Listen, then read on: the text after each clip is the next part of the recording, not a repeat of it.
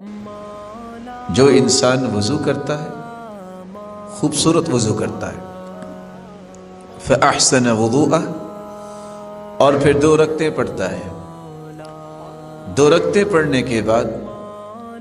جب وہ یہ کمزور ہاتھ اللہ کی طرف اٹھا لیتا ہے اور ہاتھ اٹھانے کے بعد 2 مرتبہ یہ کہہ دیتا ہے رب اغفر لی، رب اغفر لی، ادھر زبان سے 2 مرتبہ یہ ادا کرتا ہے، رب تعالیٰ کے 2 فیصلے نازل ہو جاتے ہیں۔ اللہ پہلے تو اپنے فرشتوں سے کہتے ہیں انظروا الی عبدی، میرے فرشتوں اس میرے بندے کی طرف دیکھو، علم عبدی ان له ربا یغفر الذنوب،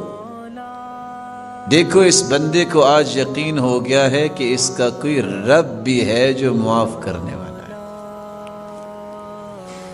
پھر اللہ عز وجل مخاطب ہوتے ہیں اپنے بندے کی طرف، اور حدیث کے الفاظ کیا ہیں؟ اللہ فرماتے ہیں عبدی، او میرے بندے، اعمل ما شئت فقد غفر لک، تو سچی توبہ کرنے آ گیا، تو نے آج تک جو کچھ بھی کیا ہے میں تجھے معاف کرتا ہوں۔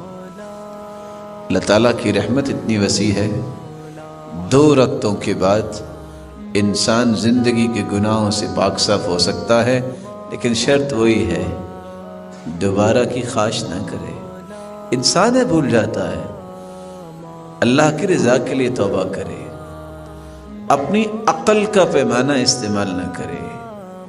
شرمندگی کا اظہار کرے، عزم مصمم کرے، اپنے گناہوں کا اعتراف کرے، اللہ مجھ سے ہو گیا، میں نے جان بوجھ کے کیا یا مجھ سے بھول سے ہو گیا،